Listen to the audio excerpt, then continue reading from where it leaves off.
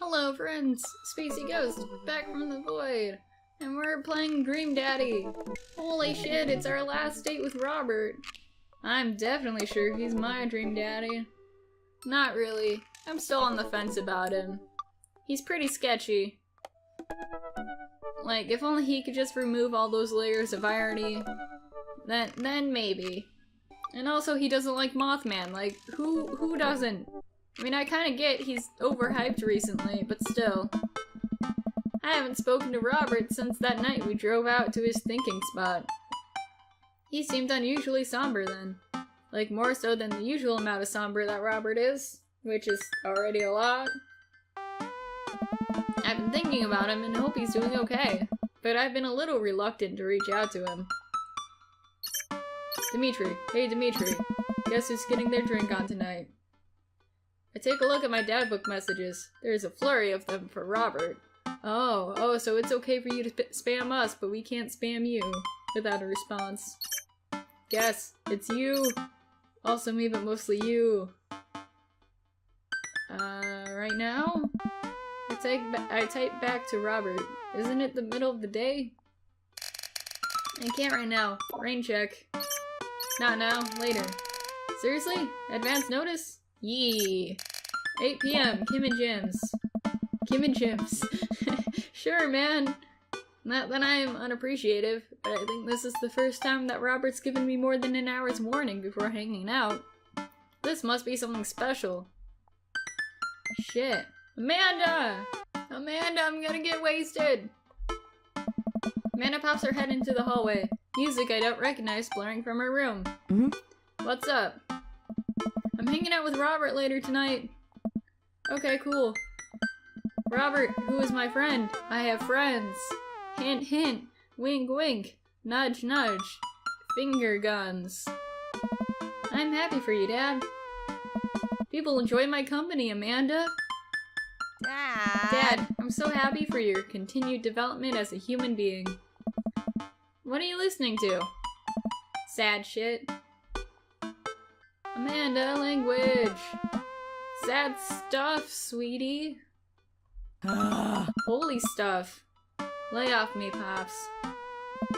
Amanda goes back into her room and turns up the volume of her sad stuff. TM. I hope you enjoy your sad stuff. I put on my going out coat and walk over to Jim and Kim's. I spot Robert leaning against a brick wall, smoking a cigarette. As I get closer, I realize he looks a little different. Cleaner, I guess. Ooh, do you got the hots for us? I see you don't have Mary with you. It actually seems like he combed his hair and his clothes are less wrinkled than usual. But still wrinkled to give off a sense of apathy. Hey, dude. What's up? Hey. Take a shower just for me? Oh, you shouldn't have. I'm working on my relationship with existence. We both stand there for a second and don't say anything. So am I! Existing is hard for a ghost. Robert finishes his cigarette and abruptly goes inside. I follow him. By the time I get inside, Robert's already at the bar, ordering 2 whiskeys. I spot a booth in the back and claim it for us. Robert slides in and hands me a glass. To us. Here's to us and all the property damage and petty larceny that we may commit tonight. We clink whiskeys and watch him sip his, rather than his traditional approach of slamming the whiskey back as quickly as possible.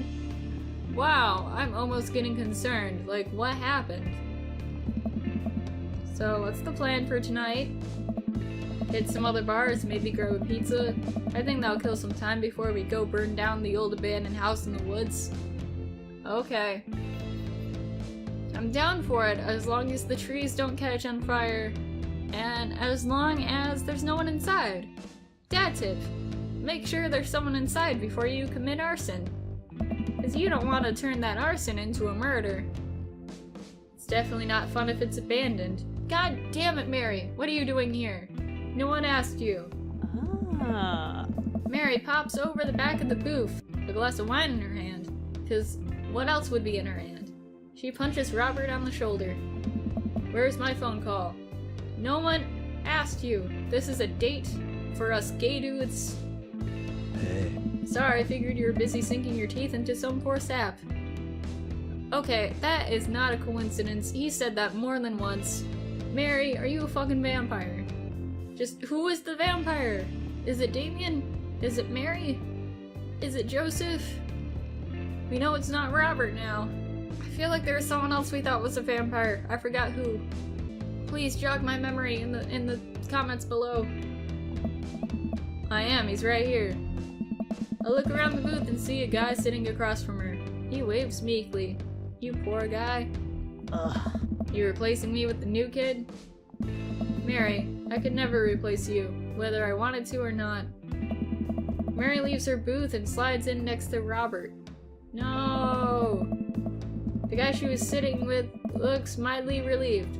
She has Robert's clean-pressed clothes up and down suspiciously. What? You got a court date coming up? Yeah, a date with Justice. And Justice is our name.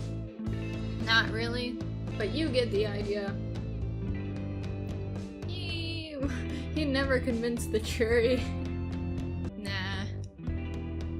I don't feel like ripping into him. He looks handsome. I think he cleans up nicely. Pump the brakes, kid. What? No, I thought you looked nice. That was a compliment. I'm not gonna ironically shit on you. I blush a little. Seriously though, what's up with you? Robert stares down at his drink, suddenly looking serious. It's Pappy. Doctors say it's, cirrhosis of the liver? I told that old bag of bones to quit it with the sauce, but it's all he's ever known, especially since Ma's gone. Okay. I feel shitty for this, but because of all your layers of irony, I can't tell if this is a joke or if you're serious. I mean, you look serious, but you also sounded serious the other times. That's why I invited you out tonight. Just didn't want to be alone. Oh, come on. Dimitri, don't be an asshole. You know the one thing Robert doesn't joke around about is his pappy. I actually don't know. We haven't really gotten to know each other much, because he never talks about shit. Whoops. You're giving him 2 months. You gotta help him straighten out his affairs. Robert, I'm so sorry. Robert takes a long look at his whiskey, eyeing it in the dim glow of the bar's lights. I look at his life, then I look at mine. And then I look at his life, and then I look at mine. And I know history is just doomed to repeat itself. Then maybe you should change yourself into a better person, and not this, edgy dude who drinks all the time. Oh my god. I'm just kidding, he's retired with his new girlfriend in El Paso. They watch the sunset every night, probably screw like donkeys. God damn it, this is what I'm talking about. How am I supposed to get close to you if you keep pulling this shit? Wait. Aren't rabbits the one that screw a lot? Oh, sorry, I didn't realize you were an expert on which animals screw a lot, Mr. Sherlock Holmes here. Come on. Please stop saying the word screw. Robert finishes his drink and slides it away from him. He gets up out of the booth. Me and Dimitri are gonna hit the brakes. You coming with? Please say no. Mary casts one last glance at the sad sap she's been hunting and downs the rest of her wine. This place is dead anyways. Okay, I guess we're third wheeling this again. We exit the bar and find the typically empty street filled with a small crowd of people. At the front is a guy with a really deliberate attitude and a bad posture. He carries a lantern that he shines up at his face for dramatic effect. What's going on? Looks like it's one of those walking ghost tours. They do that in this part of town all the time. Ooh, we hunting ghosts? I want more friends. Give me more ghost friends. I've always wanted to do one of those. You know all the stories are fake, right? Pretty much all my stories are fake. This is research. At least you admit it. Robert makes a beeline toward the back of the group. He turns around when he notices that I'm not following him. Why are we not following him? Come on! We can't just crash it, can we? You realize we're talking to a man who crashes everything. Don't be such a square. Just act like you belong. Robert sidles up to the tour group. I reluctantly fall into step behind him. Well, here goes nothing. Hey! It was in this place in 1694 that the most infamous witch trials were held. Sup, dude? To date, we don't know if the people burned at the stake were actually witches, but it's widely reported that their ghosts still haunt this hapless dive bar to this very day. I'd do the same thing if I was burned for no reason. Like, what the fuck, man? Of course I'm gonna come back and haunt people. It was actually 1692. What? And the site was over by the coffee shop down the road. You're telling me that Matt's coffee shop was haunted this whole time? Are you telling me and Matt made out in front of ghosts? I'm sorry. Who are you? Daniel McSturgis, ghost historian. And this is my colleague, Dr. 80s reference. Dr. Loomis, paranormal investigator extraordinaire. We're touring America's most haunted locations as research for our new book. You may have seen our guest cameo in Paranormal House Hunters Extreme Edition. A couple of people in the group start nodding. Man, Robert's good at this. Sad Master Are you guys part of the group? I don't remember seeing you at the first stop. We like to keep a low profile. Easier to catch ghosts that way. Oh. They've definitely been here. Been standing next to them the whole time. Thank you, random lady who I do not know. Ah. As I was saying, the epicenter of paranormal activity can be found at the Coffee Spoon over there. The man who runs it has been plagued by hauntings since he signed the lease. Damn near driven and mad. But whatever you want to say is cool, I guess. It's your tour. Man, didn't know that about Matt. Poor Matt. Maybe we should console him at the end of this. Wait, Robert's making this up. The rest of the tour group listens intently to Robert's every word. I think the tour guide can tell that he's losing the group. He seems to be getting flustered. Thank you for your contribution and knowledge, Mr. McSturgis. Let's move on to the next haunted location. Robert, Mary, and I follow the group down the street. That tour guide shirt is cool. I want it. Yeah, everyone in the group gets one if we make it to the final location. What do they mean if they make it? I turn to Robert and grab him by the shoulders. I need that t-shirt. Well, guess we're in this for the long haul then. Just follow my lead. Don't arouse too much suspicion, and we'll have cool ghost shirts in no time. I need my friends. Now that I look at it, those are cactus, not ghosts. But whatever. Our group arrives in an old, decrepit, colonial-style house.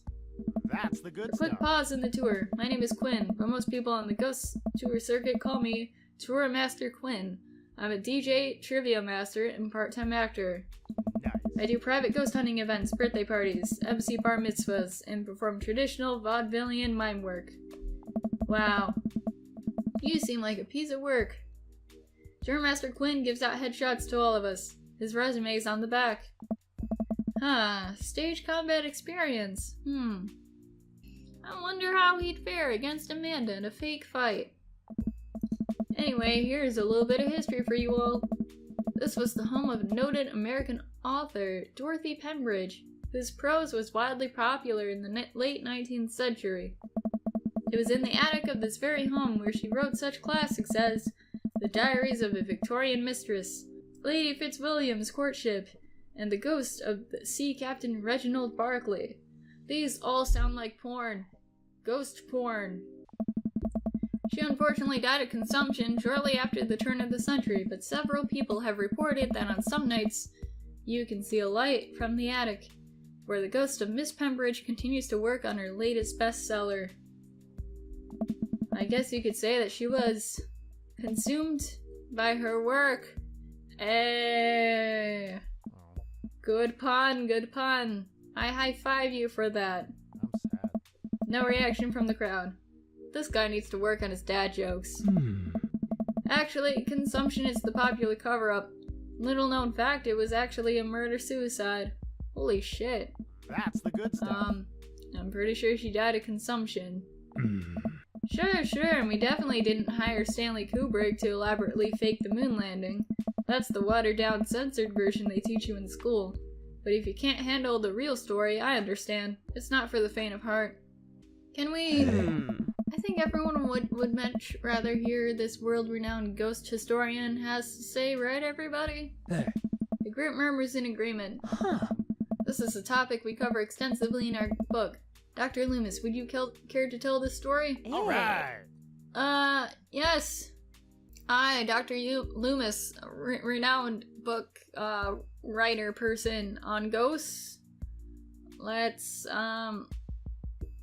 riff something highbrow? Yes, though it's rarely covered in traditional textbooks, Dorothy Pembridge was caught in a fierce battle with fellow local author Arthur Livingston Price. Arthur's books were blatant rip-offs of Pembridge's work and consistently sold better. Pembridge was enraged by this and confronted Livingston Price at his home with plans to end his life. Their bitter feud surprisingly blossomed into a torrid, passionate affair. After many months of secret courtship, Pembridge followed through with her original plan and poisoned Livingston Price in his sleep. Overcome with unexpected grief, Pembridge polished off the last of the poison and died by her lover's side. Reports say that couples who enter this house will no doubt doom their relationship to a bitter end. Oh. Man, I should bring my wife here. The entire group laughs heartedly. I'm kidding, my wife is dead. Crowd gasps. She was killed by a ghost. The crowd gasps again.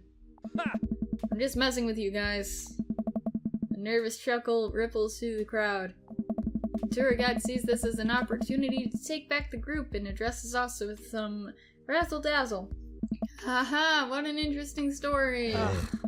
Now I just want everyone to know that the next location is extremely terrifying. If anyone thinks they can't handle it, feel free to excuse yourselves. Yeah, he's probably just saying that so he's less shirts to give out for free. Alright, I'm bored. Mary turns to a young guy looking at his phone and taps him on the shoulder. Hey, kid, fancy buying a gal a drink? The guy looks up at her and smiles. Only if the bar is haunted. Honey, I can show you the most haunted place in town. Probably her bedroom. I think I could exorcise your demons, if that's what you're looking for. Don't write checks your dick can't cash, kid. Nice. His eyes go wide. Mary salutes me and Robert. She suddenly pulls me into a hug and murmurs into my ear. When you've known Rob for as long as I have, you know when something's wrong. Keep an eye on him for me tonight, okay? Oh shit. What if he wasn't lying about his dad? Fuck. Sure, Mary. Good man. Mary pats me on the back and pulls away. She takes the guy's hand and leads him down the street. Good luck with your adultery. Hey! Take it sleazy, fellas. God help that poor soul. Mary or the kid? Both. Alright, back to this place. Our last stop. This burial ground is such a hotbed of horrifying paranormal activity, and I'm not even sure where to begin. There's the wailing ghost of the Wharfman, the vampire of Maple Bay. Now, we just passed by the vampire of Maple Bay. Don't lie to us, Quizmaster Quinn. Or Tourmaster Quinn, I mean, children of the moonlight. What about the Dover ghost?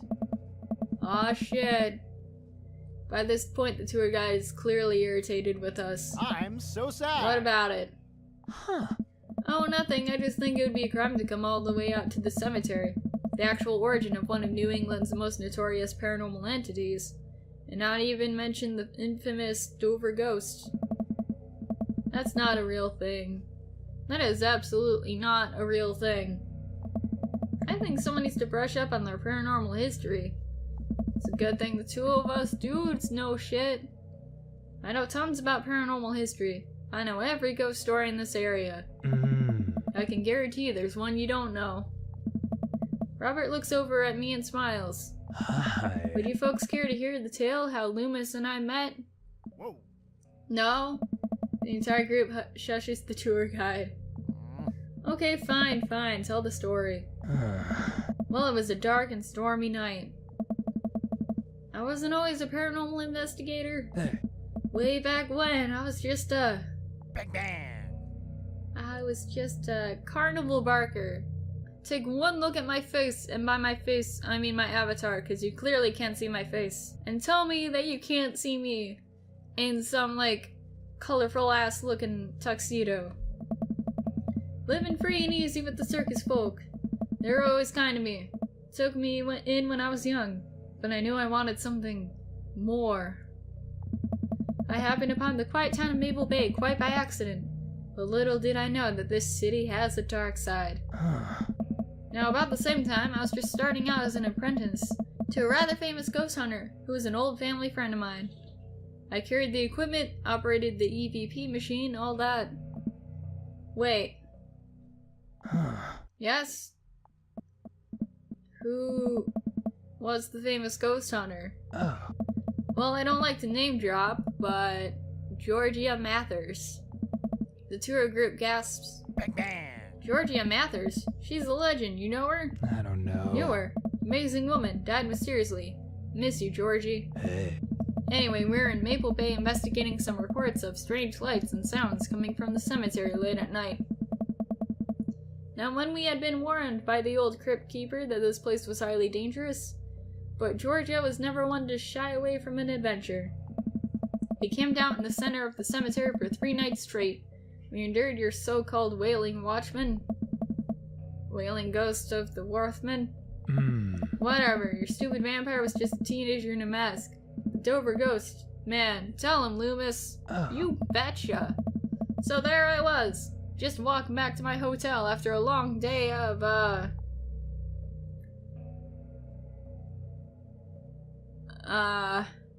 why would I be selling Bibles if I was a person in the circus?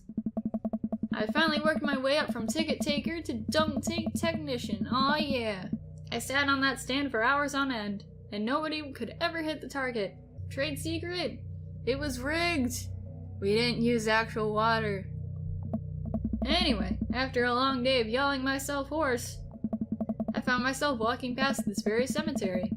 Now, I was never a very superstitious man, but something seemed off.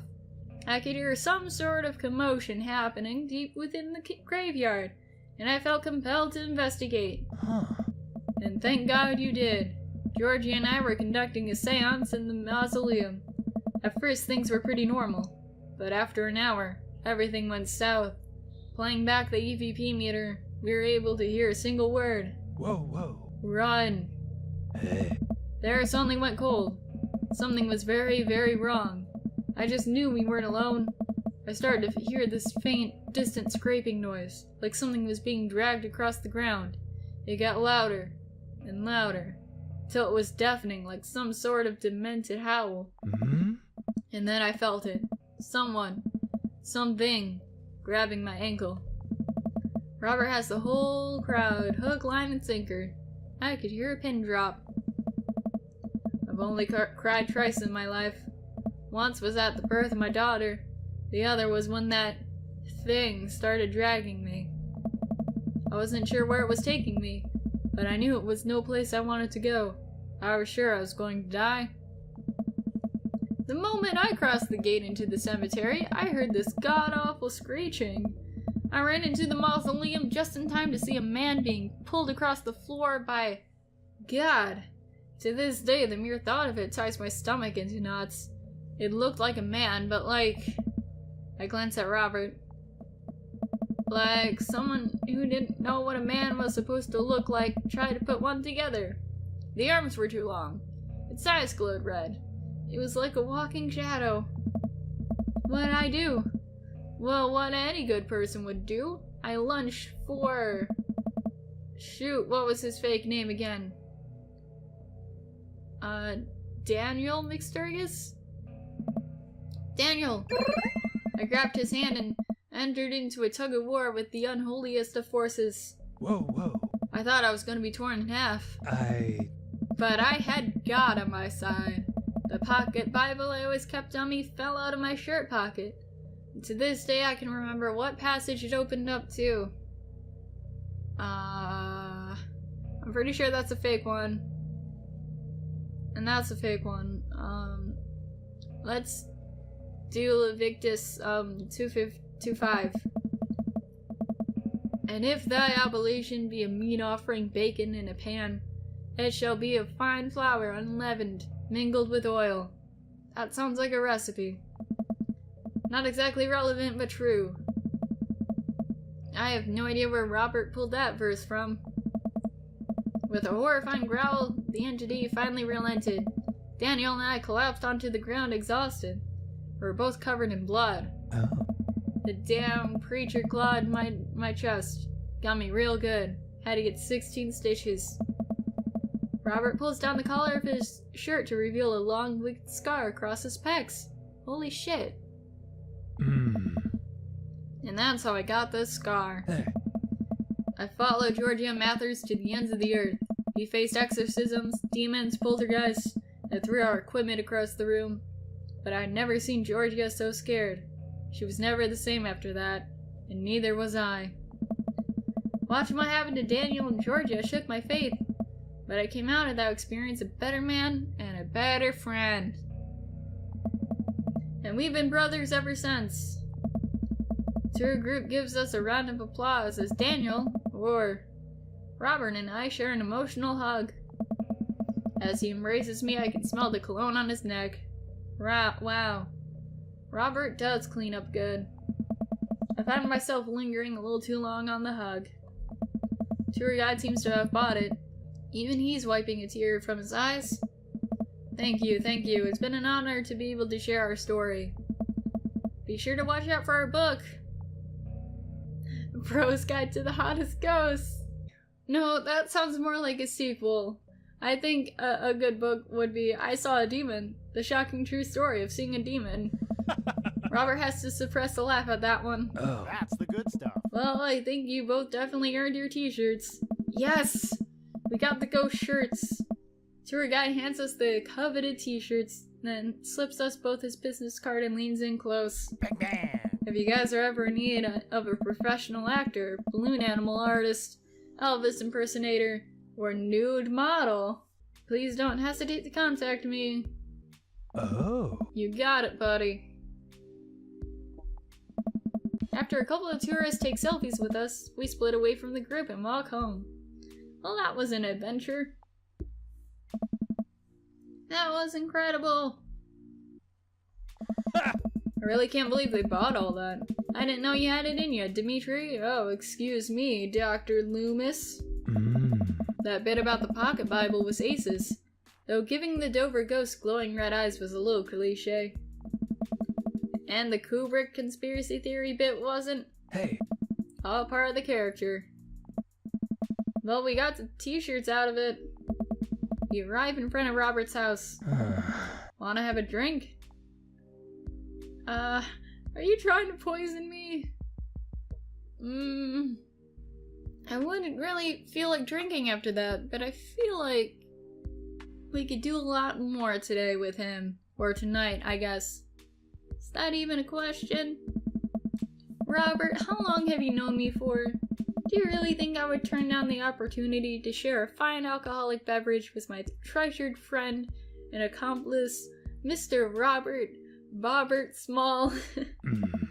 If you ever call me Bobbert again, I'll kick you right in the shins. Both of them. Alrighty then. You can expect an angry phone call from my orthopedist in the morning. Bobbert. Robert just laughs and starts unlocking his door. My shins live to die another day. Hey. Yay. Oh, this is a lovely place. Robert leads me inside. I can't help but think about what Mary said to me. Robert did seem a little off, but that completely disappeared when we were joking around with the ghost tour. I don't know. He's hard to read. It's like you open a book, but it's in Latin. But not only is it in Latin, it's like written backwards, and then upside down, and then backwards again. And then all the letters are in alphabetical order. While I'm thinking, I hear claws skittering across the floor. Oh god, it's his pit bull. I'm about to be covered in cuteness. 'Cause dad tip. Pit bulls are good family dogs. They're not as mean as people say they are. I shut my eyes tight and brace for impact. Betsy, hey, be nice. I don't feel anything but tiny paws scratching at my shoes. I open my eyes. Ah, Betsy. Robert's dog jumps away from me, running around in circles and sniffing Robert's legs. He pats her on the head. You have the cutest daughter, Robert. Look at her big eyes. She's so cute. Hey, that's not a pit bull. This is the cutest, dumbest Boston Terrier I've ever seen. Either way, she's cute.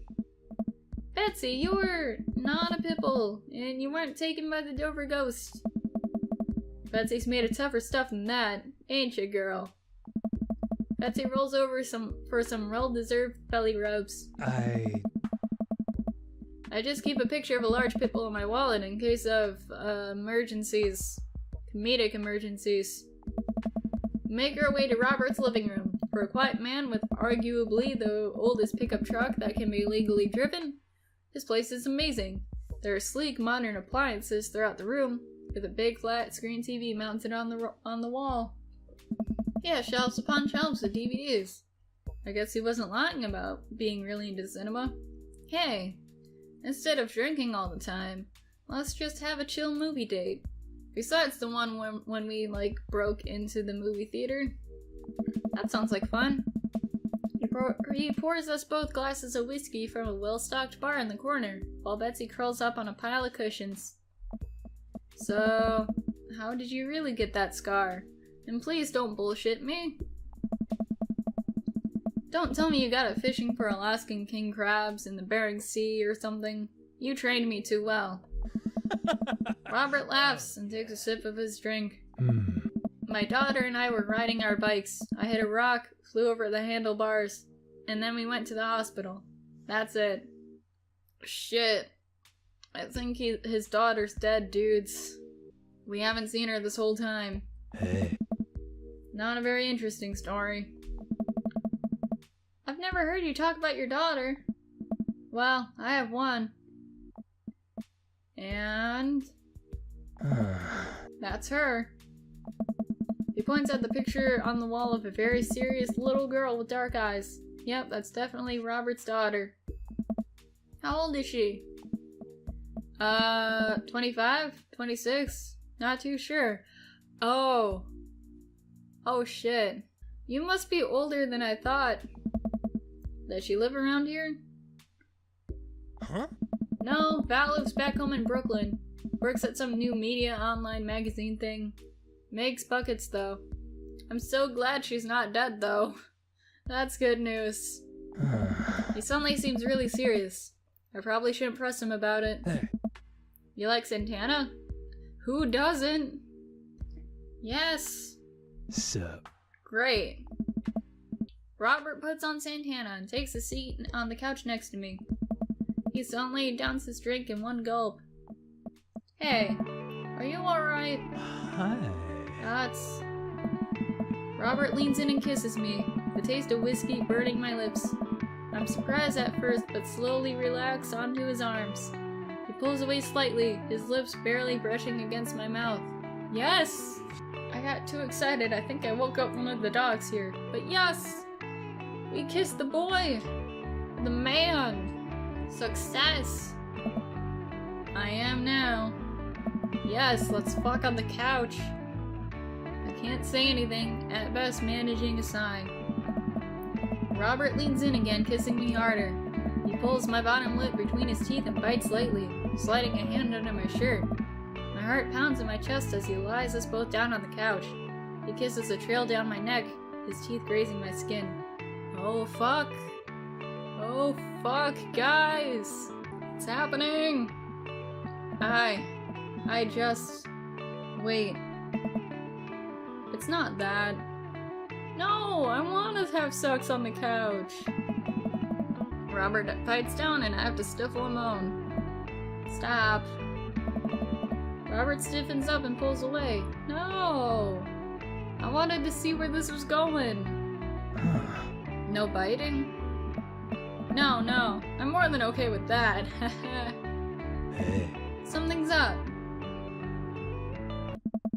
Robert runs a hand through his hair and looks away. I'm fine. I've just been kind of stressed out. Tired. Not a big deal. I'm gonna push it. Oh, I don't know if he'd be okay with that, though. I'm gonna do it. Listen, I want this as badly as you, I mean, trust me. But I know something's wrong. I need to make sure that you're okay before we get to fucking. Robert stares at the ground. You don't know me that well. I'm not a good person. Well, if you would just open up to us, then we'd judge for ourselves. He takes a deep breath. I spent my whole life only taking, and taking, and taking. And now here I am, an old, broken man, sitting on top of a pile of everything I've ever taken, alone. But I want to know you. You don't have to keep hiding behind fake stories and acting like you don't have feelings. It's... He sighs heavily. Oh? It's Val. She's visiting tomorrow. She wants to patch things up. Are you... I'm sorry, but is this a bit...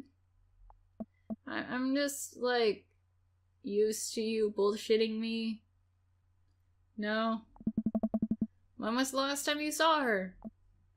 That's 3, 4, I think. Oh, so this is a divorce situation. Months? If only. Years. I sit up straight. Jesus, Robert, what happened between you two? I don't want to talk about it. Robert and I sit in silence, neither of us wanting to look at each other, both of us unsure what to do next. More dots. Fine. You twisted my ankle. Things were already bad between us. I cared about her. I always did. Things just got in the way. And before I knew it, she was leaving for college, wanting nothing to do with me. Marilyn and I moved out here to settle down. We thought it would help to get away from all the distractions, all the money, the drinking. But temptation gets to you. I tried to be better, but I just couldn't.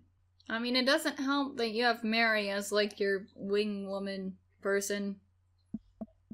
And then the accident changed everything. I think every day about how she must have died hating me. I never became the better man that she wanted me to be. The one she always saw in me. Man. I knew someone would have died. Doesn't matter how okay you feel. Don't drink and drive. You probably can't tell because my voice forever sounds like I'm, like, faking shit, but, like, I'm being serious, yo. Don't do that. She was the last thread Vale and I had connecting us together. I didn't know that when I lost my wife, I was gonna lose my daughter, too. Robert. I spent so much time chasing after things I thought were gonna make me happy that I ruined my only real chance at happiness. Now my wife is dead and my daughter hates me. And then I convinced myself that this... He gestures vaguely at all of me. Was gonna make me happy. Why do I even try anymore? You thought... Oh... Robert, dude... After all the times we kept making bad choices, you still thought we were happiness for you? My heart... I'm so sorry. I know how hard it is, too. Oh. No, you don't. Excuse me. Actually, I do. Our husband in this game's fucking dead, too. How could you possibly know how this feels? You did everything right. Your daughter loves you. You're a good person. I was a terrible husband, and even a worse father. I have no idea why she's even bothering to contact me now. I know I'm just gonna fuck it up like I always do. I'm broken. I shouldn't even go. Robert puts his head in his hands. I'm gonna tell him what he needs to hear. Because that is important. What he wants to hear is probably just like, fuck everything. And then go drink some more. Nothing is gonna change until you do. Robert pauses. He looks at me. There are a lot of things in my life that I regret, that I wish I could take back and do over. And it hurts so much to know that I can't. But what I can do, and what you have the privilege of doing tomorrow morning, is to wake up and try and be a better person than you were the day before. Things aren't gonna fix themselves tomorrow, or the next day. And patching things up with Val isn't gonna solve all your problems either. But nothing's gonna change if you don't. And you can't love anyone else until you stop hating yourself. And in the words of RuPaul, and you're right, I don't know you that well, but you have the same capacity for good that we all have. And I know you can find it. Deep, deep down in there. Val's giving you a chance. Don't waste it. But no buts, mister. Heed my words. It's gonna be okay. But, I said no buts, mister. I lean over and embrace Robert, pulling him as tightly as I can. He buries his head into my shoulder, hugging me back. It's gonna be okay. It's okay to put away all those manly walls you built up. Place a hand on the back of his head and stroke his hair. He shudders, then stops, and I realize that he's crying. Thank you. No problem, Bobbert. We stay there for a while, holding each other. We both eventually drift off to sleep. I think we did good today. Yay, day complete. And how'd we do? If we get anything less than a B, I'm gonna sue. A! Yes, our first A! I'm proud of me. Are you guys proud of me? Yay! It's the gay graduation time. If there's anything that's already happened in the last ones, I'm gonna skip it, but this looks new. I walk over to Mary, who's having a lively conversation with Amanda.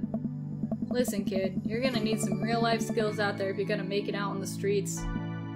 I'm going to college. Hey. Same thing. Look, I know you're not old enough to drink. Right? She says, looking right at me. And I know you're smart enough not to drink till you're legal age. Uh-huh. But hypothetically, if you were to drink, it'd behoove you to drink a glass of water between rounds. Got it. Ugh. Hypothetically. Hey. And if you wake up with a headache, all you gotta do is take a jar of pickles and drink pickle juice. You're gonna be fine. What's going on here? What are you telling my daughter?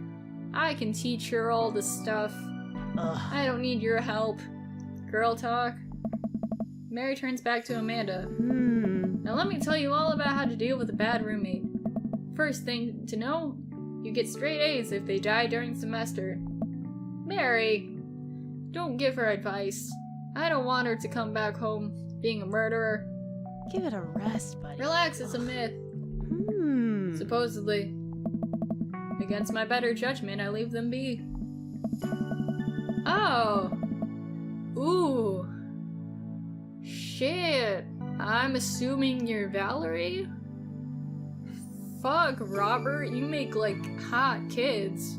As a bisexual man, is it still, like, cool to say that, like, I'm gay for her?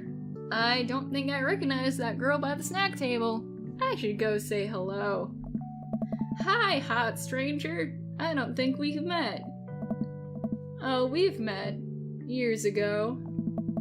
And I'm here for my revenge. Okay, she's definitely his daughter. You're Robert's kid, aren't you? Spot on. I guess that makes you Dimitri, huh? Yeah, it's nice to meet you. I'm glad Robert brought you along. I'm also glad that he talks about me. You promised there would be free food, so that's kinda hard to pass up. Look, I don't know you, but can I get real for you for a sec? My old man's a real close book, you know. Me and him, we got a long way to go.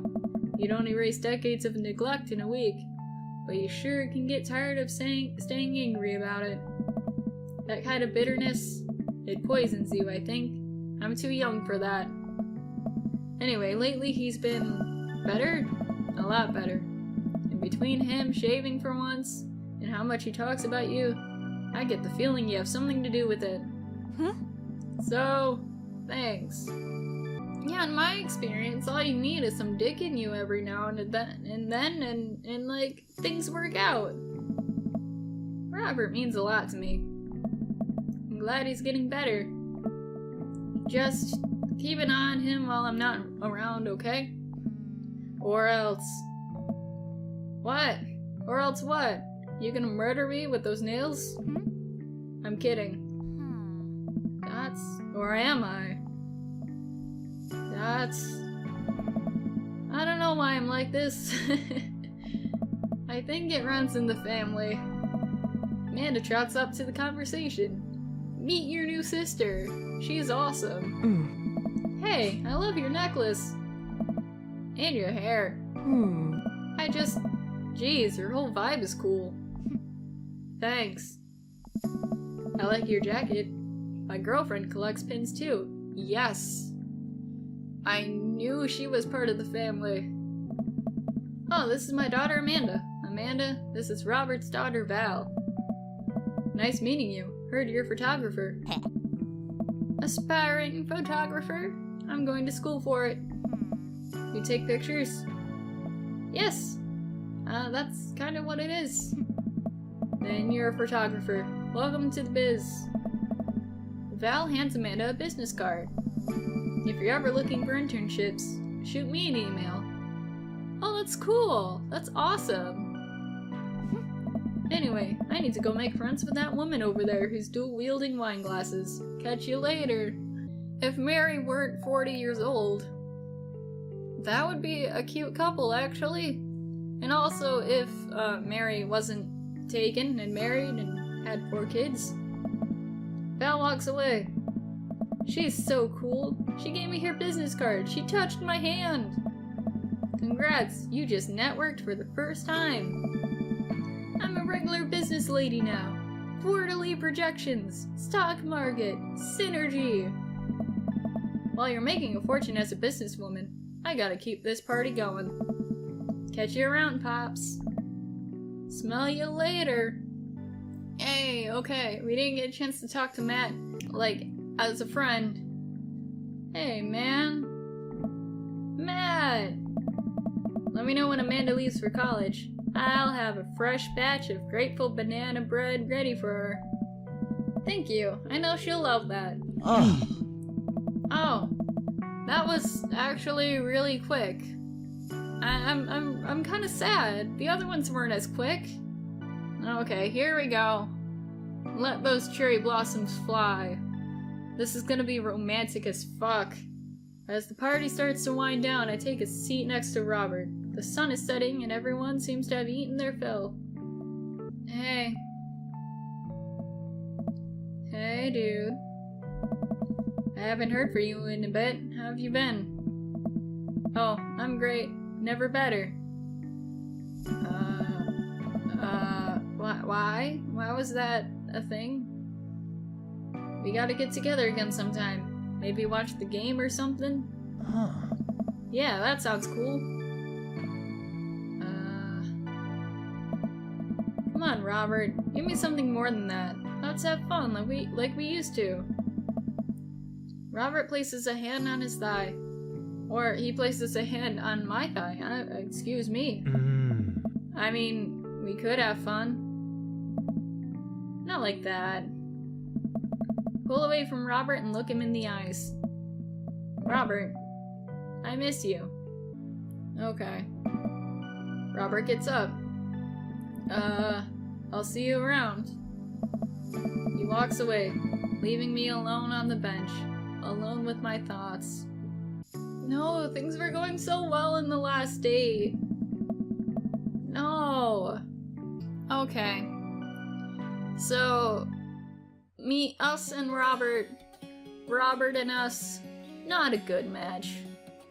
Again, things were going well at the end, but not so much everything else. So, thank you for watching this. I don't know who we're gonna romance next, but it's gonna be an adventure. I'll see you guys sometime in the future.